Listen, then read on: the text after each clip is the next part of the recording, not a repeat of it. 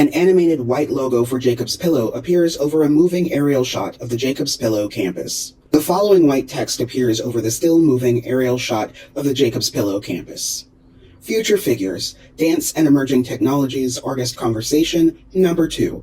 Lightning Talk, Kate Ladenheim. Talk, Alice Sheppard and Laurel Lawson, Kinetic Light, July 12, 2025. The screen fades to black. White text appears on the black background. It reads, "This presentation was produced in collaboration with Nell Shelby Productions. Nell Shelby, Director of Media. Taylor Hutchison, Video Director. Sydney Sampson, Video Director. Solana Armitage, Video Documentation Intern. Kate Caruncho, Video Documentation Intern. Josephine Willman, Video Documentation Intern. Ashley Bickford, Guest Videographer. Grace Hankins, Guest Videographer. Meg Murphy, Guest Videographer. Copyright Jacob's Pillow Dance Festival, Incorporated." Fade to black. Pamela Tachi, a white woman with wavy blonde hair, stands behind a music stand on a narrow stage. She speaks into a corded microphone. My name is Pamela Tachi. I'm the Executive and Artistic Director here at Jacob's Pillow, and I want to welcome you to the first ever convening in the new Doris Duke Theater. So there are a number of our supporters in the room today, and I just have to first of all thank the Doris Duke Foundation for the leadership gift to make this building possible. I'd also like to thank the Knight Foundation for stepping forward next.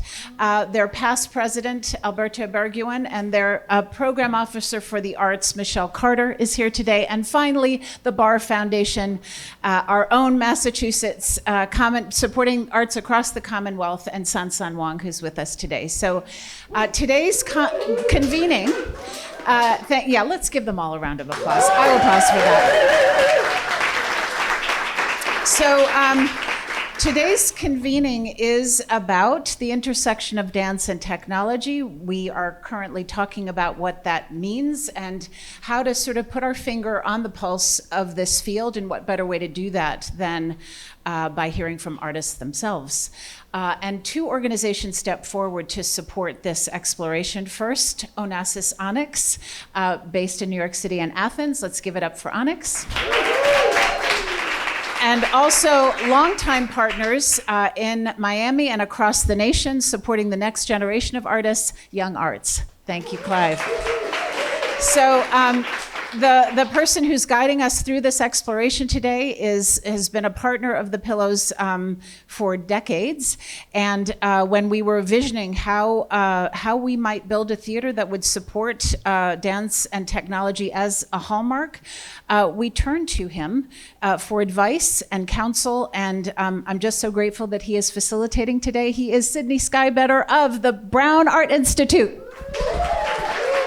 Pamela leaves the stage. Sydney Skybetter, a white man with brown hair, takes her place behind the music stand. He begins to speak into the microphone. You're also pretty great, ma'am. Welcome back, everybody. We have a phenomenal lineup of prodigious artists to get into discussion with. Before we do, these folks offer some incredible and profound critiques for how dance-related performance is enacted and enabled by bodily technologies. And so it is in that vein my pleasure to introduce you to our next lightning speaker, the inimitable Kate Ladenheim. Sydney hands the microphone to Kate Ladenheim and exits the stage. Kate, a white person with short brown hair, positions themselves behind the music stand and speaks into the microphone. As Kate speaks, they press a button on a laptop, advancing a slideshow. Thank you, Sydney. Thank you, Pam. Thank you, Jacob's Pillow, for having me. I'm beyond delighted to be here. My name is Kate. I'm a choreographer, technologist, media artist, and educator. I'm currently an assistant professor of choreography in the Department of World Arts and Cultures / Dance at UCLA. My title is a paragraph.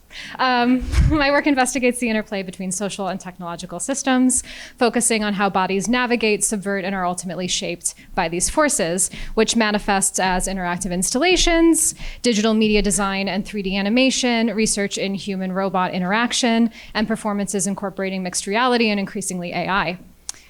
As an artist and researcher, I'm preoccupied with how motion becomes mechanical. And I mean this in a very literal sense, as in what needs to happen to get motion into media and machines. I'm also interested in how the compromises, reductions, and translations inherent in that process provide a metaphor for embodied politics and larger systems of social control.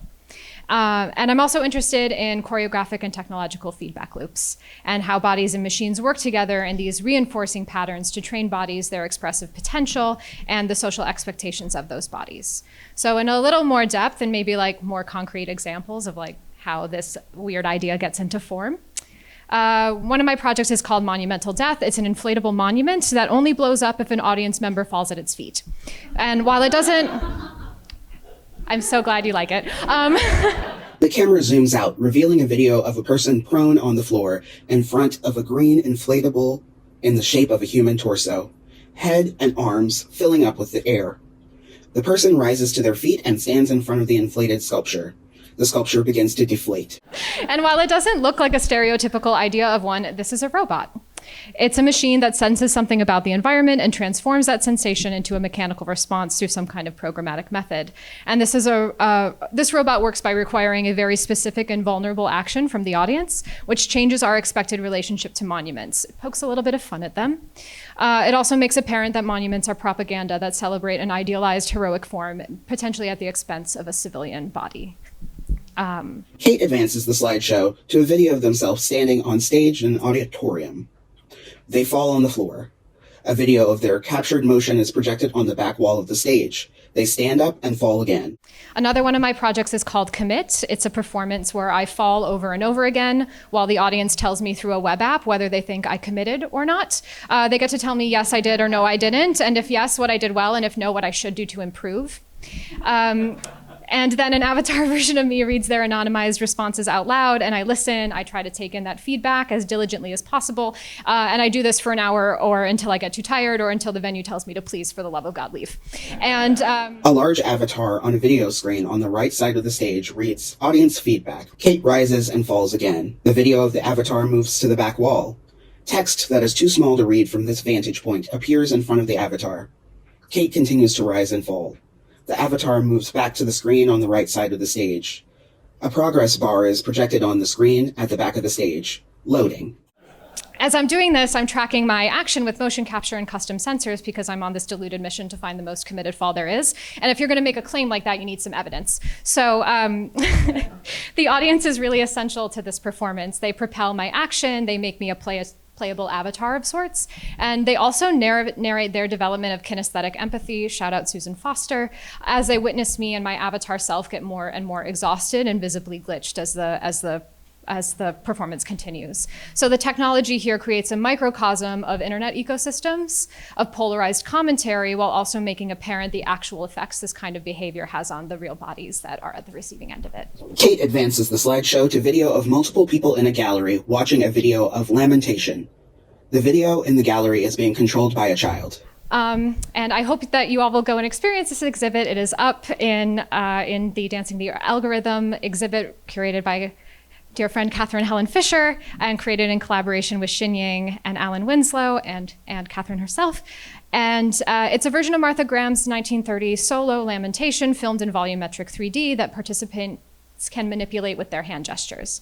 And for those of you who are familiar with Graham's visceral expression of grief, you know that this is a piece that's usually seen frontally, but what volumetric film enables is a participant to see the actual ringing of the performer's body in 360 degrees, which really illuminates the marriage of motion and emotion that is at the core of Graham's technical and choreographic project. And since the audience member is the one who controls the viewport, it also facilitates, I'm a good speaker, an embodied connection between the motion of the audience and the motion of the participant.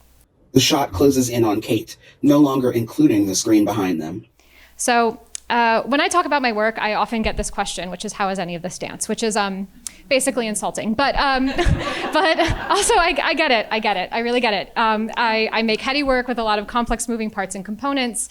But I actually think the deeper response here is about interdisciplinary practice writ large, which by its very nature requires a softening of our grip on disciplinary parameters that enshrine certain ideas, maybe mythologies even, about what dance and technology should be and look like. And this is, I think, what technology and dance really offer each other, a profound reimagining of what these forms can be and how they reflect and challenge the organizing structures of our worlds. And not to be a total nerd, but like we are here at the Pillow and archives are important. So while I hope that my ideas and approaches are novel, but I also want to just maybe emphasize that dance and technology is not. This is a hardly representative and admittedly Western-focused smattering of like 100 odd years of innovation from dance and movement technologists.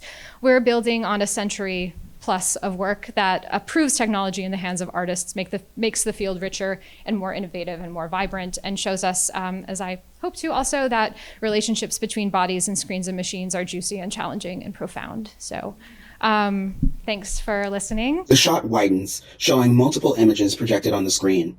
They are stills of dancers engaging with technology in a variety of ways. Please come find me if you have questions about my work, if you want to talk about the future of dance and tech at Jacob's Pillow and beyond. I'm obviously very excited to talk about this, so thank you. And Sydney comes back on stage and takes the microphone from Kate, who takes their laptop and sits down in the audience. A technician kneels next to Alice Sheppard, a multiracial black femme with orange hair, seated in a wheelchair on stage, and connects her laptop to the screen. Thank you, Kate. Next up, hopefully I will time this perfectly so that we are ready as soon as I'm done talking. He said, stall. Oh, we're ready. Okay, so I'll talk faster. Next up, we have got Kira Benz of the Double I Studio, and we've got Alice Sheppard and Laurel Lawson, directors of Kinetic Light, which is an internationally recognized disability arts ensemble that works in the disciplines of art, technology, design, dance, and others. Kinetic Light creates, performs, and teaches at the nexus of access, queerness, disability, dance, and race. Please give it up for Kira, Laurel, and Alice. The technician takes the microphone from Sydney, who leaves the stage and hands it to Alice. The camera pans right to focus on Alice, who has the microphone. Laurel, a white person with blue hair seated in a wheelchair next to Alice, and Kira Benzing, a white woman with brownish hair, seated in a chair on the opposite side of Laurel. So, why dance? Why tech? Why disability and access in the performing arts? Well, there have been huge shifts in recent years concerning how dance artists and all artists in particular are approaching tech and access. Tech has become more than a production tool for something cool.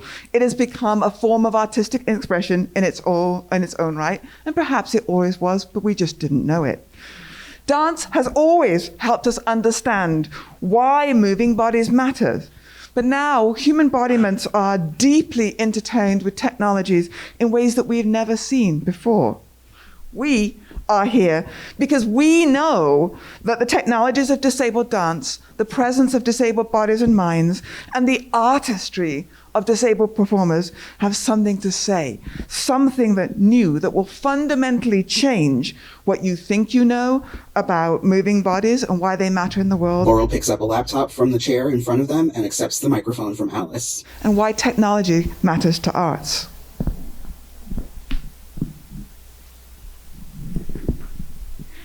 As an understanding of technology shifts, artists reckon with the cultural landscape. In this moment, we are reckoning with the outcomes of tech unfettered by diverse, equitable, human consideration. My practice lies in conventional dance and in conventional technology, from the software that trains air traffic controllers to the East Coast backbone that supplies your internet, and in the arts, purpose-built, understanding what it will take to create platforms that we control, that artists can investigate, use to critique, to create. Tech is only a lever. It is magic, and there's nothing magical at all. Design is just a tool. All problems are content problems or content and people problems. We change how we imagine access and the relationship of people and technology and tech and access. We're bringing embodied cultural practice and using tech to enable that for wider audiences. Things considered as conventional forms of access, things considered as retroactive accommodations. Oh, you need captions, you need audio description. We are implementing those as multi-sensory experiences to build immersive worlds, to create them as equitable artistic experiences in their own right. Disabled artists and technologists are leading research and creation for technologies for performance that fundamentally change the ways we experience art. Kira picks up a microphone from a stand in front of her and begins to speak. The camera zooms in on her as she speaks. To pick up on that word that Laurel just used, we're using virtual reality to create these multi-sensory experiences. This enables our audiences to actually feel as if they're part of the world. And because we're putting you in a virtual reality headset and giving you these hand controllers and surrounding you in a haptic installation, we're taking you out of this reality and putting you into an entirely new one. We're taking you out of this reality and changing that reality, suspending your reality as you travel from one world to a virtual world. Alice, who is out of the shot, begins to speak. The camera pans over to her. On screen, an inky black background, a hot flame of gold in a cloud in the middle of our view field, and a grey, foggy cloud surrounding it. At the center, two figures clasped hands desperately, or perhaps they're in love. They hang from the sky in their wheelchairs, suspended, upheld to turn. Time seems frozen. Around the figures, a ring of barbed wire, silver spikes, silver barbs surround them. Alice begins to read from her cell phone. The camera angle zooms out to include the projection screen. So territory, which you can experience around the other side of this building, is an example of how dance, technology, disability and access, and disability culture can all work together. Because of the ways Kinetic Light insists on access, and because of our commitment to disability culture, White text is projected on a blue background. It reads, Territory. Territory, the first aesthetically accessible VR headset experience of its kind, explores how the technology of barbed wire connects and disconnects humans, their environment, and each other. The Double Eye Studio logo is in the bottom right corner of the screen. Territory has made several significant interventions in the VR landscape. Territory is the first aesthetically accessible VR headset experience of its kind. It explores how the technology of barbed wire, and I do mean technology, barbed wire is one of the first ways that you could get like a cheap telegraph, right? Did you know that? Barbed wire connects humans and disconnects humans from their environment and from each other. The experience has a lot to teach us about borders, about the technology of barbed wire, about our human bodies and political relationships. Technology and territory highlight disabled embodiments, but also disability culture. And in that insistence of artistry and access, territory is creating a virtual world that is perhaps more accessible than the physical world in which we are gathered here. Kira begins to speak, and Alice puts her microphone in a stand. The post-apocalyptic world of Territory is bordered by barbed wire. The slideshow advances to a slide that reads, Territory, artistically accessible VR. Accessibly crafted scenes and choreography. Multi-track audio description. In-world 2D captions, score, and sound effects. 12 narrative haptic effects. MetaQuest 3. Here, the grounded guardians of the world and the aerial agents of the wire live in a tense truce. However, they are facilitated by a herald, their go-between. When the wire uncoils, the balance of power shifts. Audience members take on the role of the witness. You get to be in this place where you're both observing, but you're also feeling as if you are a part of the actual performance. Laurel begins to speak. The camera zooms in on Alice, Laurel, and Kira. Equitable access is artist-led. It is not something that is created afterwards. It is not something that is created by a service provider. It is something which must be understood as the art itself that comes from that artistic core.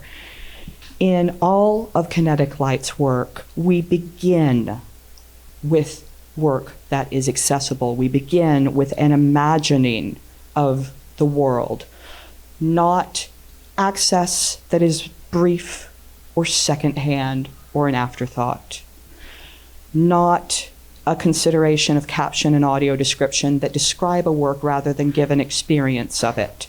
Access is art, and that changes what the dance world understands about performance.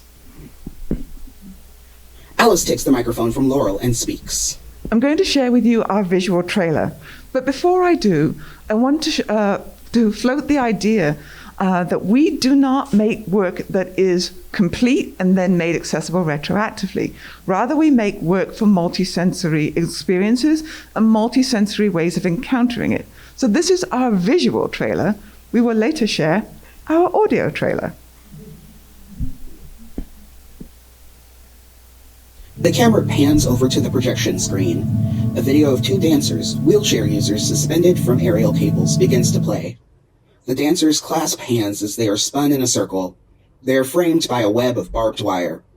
Their background changes colors as they rise higher and higher. Blackout. Images of explosions. Little bits of matter streak across a black sky and crash into a dark landscape. The dancers fall through the darkness. Images of water. Two dancers holding hands and spinning in the sky. Many people gathered in concentric circles around a marbled blue body of water. Or is it space? A pillar of water rising from a lake. A dancer spinning and raising his arm as figures lined up before him crumble. The dancers in chairs swing into the air, holding on to the barbed wire. A dancer with a whip made of barbed wire strikes the ground in front of him. The ground fractures. The duo flies across the sky, holding on to their lengths of barbed wire. The dancer on the ground spins in a circle. The dancers in the sky hold on to a trapeze bar with one hand. They hold on to one another with the other hand. They spin in a circle, letting go of one another, and grasp and release cables they're suspended from. A line of figures on the ground collapses below them. The web of barbed wire surrounds the dancers again. The dancers disappear to be replaced with the word territory. The barbed wire disappears. The trailer is replaced with a slide that reads, Access, Choreography and Sound. Visual and sonic choreography. Use of 3D space for narrative and access. Choreographic and editing pacing. Scoring, orchestration, and character-driven melodic structure. The camera zooms in on Alice, Laurel, and Kira. Alice is speaking.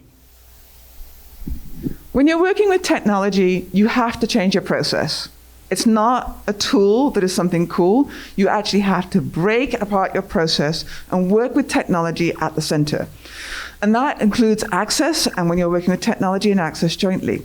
To make the best use of the technology, we created the choreography in direct relationship to the 3D space. So that's an example of how the virtual world actually changed the movement that you end up seeing in the experience. We also created a choreography in relationship to the text that you're going to experience as part of our audio description. We picked choreography that we knew worked in words, in sound, and also could be interested in vibration. We changed how the music scores work. We didn't just make a complete product and then set some music to it. We actually worked with the music in terms of leitmotifs that line up with the choreography movement vocabulary, that line up with the haptics motifs, so that the work works as a complete jigsaw from the point of view of technology and access. We thought about the technology through which the work would be experienced, and we created in that way. We made field-changing access menus and caption systems, and we pushed the way Unity, one of the most conventional software environments for virtual reality, we pushed how Unity works. Laurel takes the microphone from Alice and begins to speak. And I might just point out here, this is one of the critical points. We adapted our process, we adapted our art making to the way that an existing system operated. Tech needs to be built to serve artists, and that means artists need to be building the tech rather than changing the art to fit a system, creatively misusing a system. And these are all valid, current practices. We must extend into creating tech that serves the creation of the art that lets artists lead the process.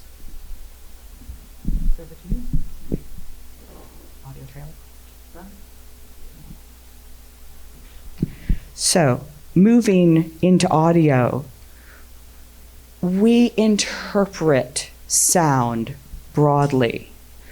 Yes, we use music, we use sound effects, and we imagine worlds which are primary audio experiences. Choreography is not a visual art form. Many of you have heard me say this over and over again. Choreography is a kinesthetic form. Sight is no more a privileged experience of it than sound is. In fact, sound allows you to feel things in your body in a way that sight cannot. So, we work with many artists to create descriptive sonic environments. Sometimes these are artistic verbal descriptions of the lighting, the landscape, the dance movement, the projections. We work in poetry. We work in soundscape. And we convey meaning of that direct experience. We create a rich sonic world in which you can experience many different perspectives. And if you check the film out later, you'll have 5 choices of audio description, each of which will give you a slightly different story. Kira speaks. 5 choices, which Laurel actually remixed and cut down from 9. So there are a lot of options. In fact, the menu is accessible, and there are so many options that you can experience the piece in up to 256 different ways. And I think that's an incredible technical innovation. Personally, I learned about audio description for the first time on this production. Do any of you remember the Barbie and Oppenheimer release? Raise your hands if you remember that time. So those films were competing with each other in many ways, and they both had released audio description tracks. But when I got the opportunity to experience the way that Kinetic Light designs audio description for their theatrical performances, it blew my mind. It opened my eyes to a layer of artistry that I'd never experienced before. And I think that's something that's really special about this piece, and I hope that you will try the audio description tracks if you experience territory here. Alice speaks. The camera pans over to her. And on to the audio description trailer. Same world, different way of encountering it. The camera pans out and over to include the projection screen, which reads, Access, Audio Description Samples, Audio Trailer. Welcome, bodies outstretched, witness. Becoming. Arrival. Wheelchairs Feel the gleaming, ground. without wheels whip them Here. around. None of this Over any here. footprints. And here. Or maybe it would anyway. Elbows softly bend and Welcome, release, agents. endlessly This is our pulling them world. into each other. We are not afraid. They whirl themselves higher into the sky with such power that they begin to shed clones of themselves into the Barbed world. wire in hand, Die. like And shooting here. stars. Die. Getting ground in hand. Here.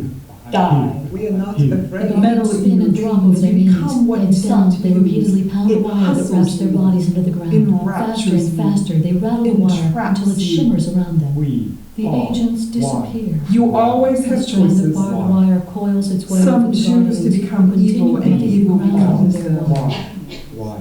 Wrap. Now here we Wire. are. The wire strand coils Nothing around but a us. silent net of Right. dead wire, Strand including by strand. the world at the Right. world's Right. end. By strand by strand. Why? Is this Wrap. what you truly want? Why? Alice speaks. Same world, different experience. To The haptics. slideshow advances to a slide that reads, Access, Haptics, Narrative Haptics, 12 Effects. Alice passes the microphone to Laurel. Laurel speaks. This is one of our most interesting areas of current research. Instead of only translating the sound score into vibration, we are composing directly into vibration as a medium, honoring the medium in and of itself. There aren't a ton of people doing this yet, so this is greenfield research. The haptic stems follow the same principles of construction, the same process as the rest of the work. And in the VR film, there are 12 haptic stems composed from the same recorded material, but imagined very differently. There are haptic sculptures here, which you can contact during your experience. which immerses you in the wire and in a vibration-first experience of the work. In fact, edging even closer to a kinesthetic experience. We are pushing forward with the company's work in 4 different lines of haptic interfaces, physical interfaces that you experience at different times for different reasons. Kira speaks. We worked with MetaHaptic Studio on this piece, and we're the first PC VR experience to work with MetaHaptic Studio. So as Laurel was explaining, when you're holding the handheld controllers, you will actually experience a leitmotif for each of the characters in the handheld haptics design, and then you can put the rest of your physical being against the sculpture and feel even more of the design. Alice speaks. To conclude, we want to emphasize the ways in which disability, technology, and access interact. Laurel speaks. This is about equitable experience. This is about bringing the widest possible understanding of the body of skilled cultural experience, honoring each medium as its own, and building immersive worlds that are artist-led. Thank you. Sydney rushes up to the stage and takes a microphone from Laurel. He speaks. Thank you so much. I think we have about 10 or so minutes, give or take, for a few questions. So if submitted for the collective approval, I have one if I might start us off. We can do this. So I'm totally fascinated by the practice of insistence as a kind of core mantra of your work. Alice flexes her arms and reaches for the microphone. And I wonder if you can talk a little bit about the kinds of the musculature that entails, or the ways that that's expressed. This is me flexing. I love that you started us there, because the world isn't ready yet. And in so many ways, the common understanding of access is still deficit-based. So is it insistence or is it invitation? We invite you to join us in these beliefs, in these values, in these practices. But it is an insistence in that we do not compromise on those values and those practices and those ideas. We are not going away. Alice hands the microphone to Laurel. Laurel speaks. Now for the tea, I think it might be very interesting to ask that question of our presenters and funders in the audience. Laurel gestures to their left, inviting somebody to respond. The camera pans over to Sydney, who smiles awkwardly. Sydney speaks. Not to put anyone on the spot. Yeah, I mean, I'm a little unclear on how the crowd participation rules play in this space, but certainly if folks are interested in throwing down, we have a microphone up here. Though I have been informed, apropos science, that I cannot take the microphone in front of the speakers, also because of science. I do not understand science. I'll just say, please do consider this an open invitation to stand and come and be heard, or if we need some other mode of communicating, that is also something we can negotiate. I wonder, though, going to the collaborative frame, then, that insistence as a stance involves, I wonder if you can talk about, like, you have a prismatic array of technologies and aesthetic frames, ideological interventions that y'all are bringing to the fore. And so I wonder how this collaborative stance and this mantra of insistence play with one another. Laurel speaks. The work is deeply relational. Just like there used to be a time where one person could build a piece of software and publish it, and it would be perfectly good. That time is long gone. Everything widely usable is built by entire teams, arrays of teams now. Alice nods. More than 200 people worked on Territory over 2 years. That time is also gone in dance. Yes, you can have a single artist create a small solo, but high production value works with multiple artists, multiple collaborators, production, design. And when we expand into sound, we expand into poetry, we expand into captions, we expand into VR. This requires vast teams. So in the practice of insistence, in the practice of equity, we have to find values alignment. We are crafting ecosystems of process for ourselves. We are calling not just to the people who share our artistic desires and dreams, but the people who are aligned with us in our values and in the willingness to insist on them. Laurel hands the microphone to Alice. Alice speaks. In the intensity of insistence is collaboration. Collaboration recognizes that there is deep expertise necessary and held in all these different arenas, all these different these disciplines, all these different fields. Collaboration is the invitation to welcome that expertise and to honor it. To know that, yes, this is a highly specialized discipline. Someone studied years to be there to do that.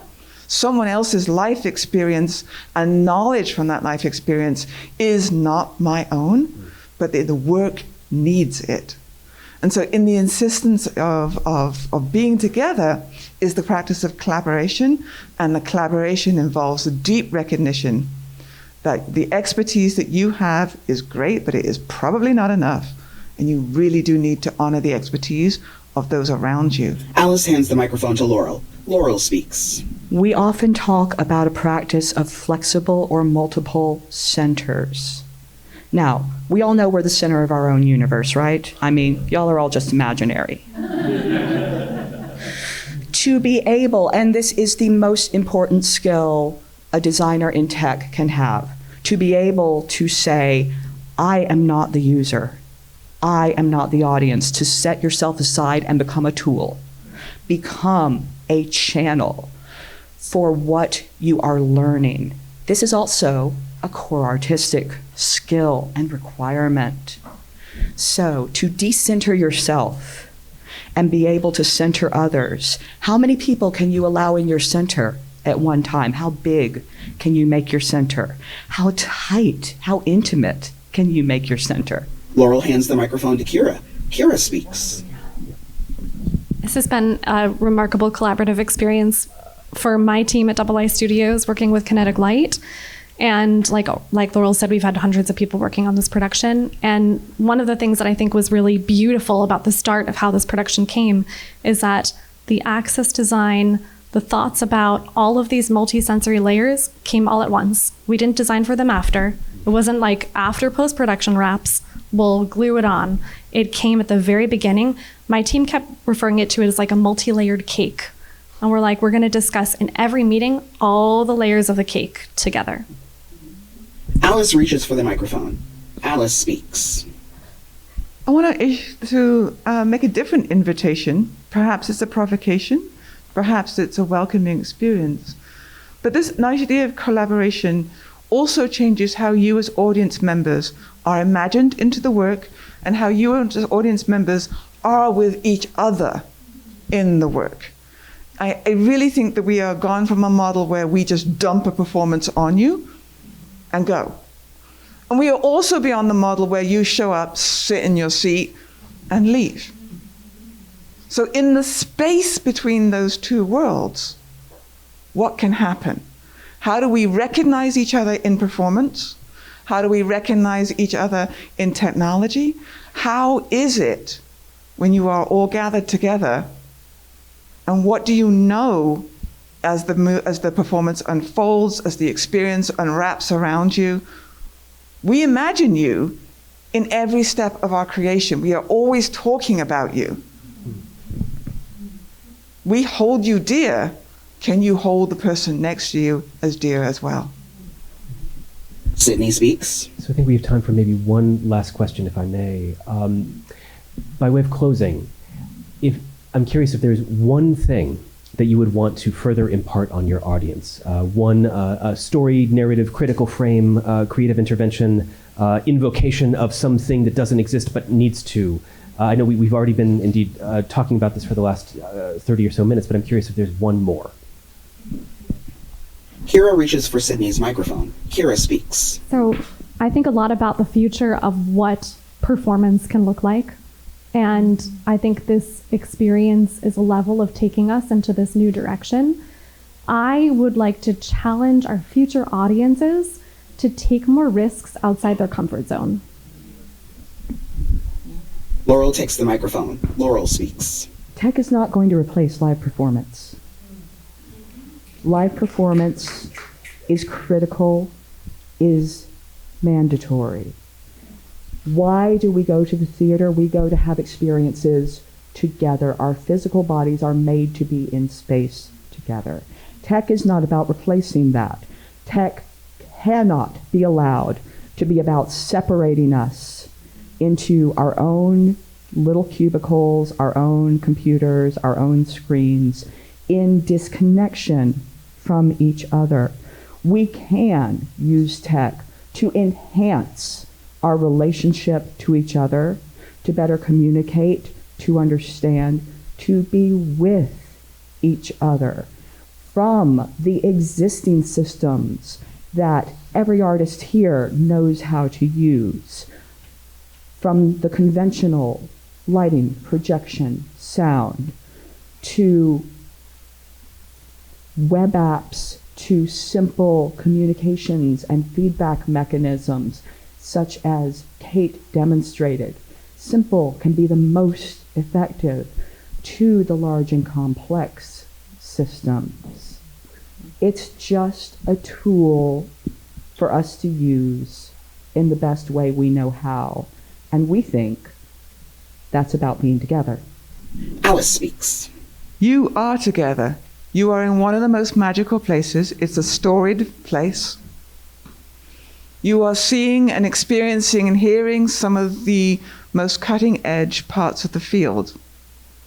And I'm listening to questions from all of you. Well, what does this do? How do we use it? How can we get access to it?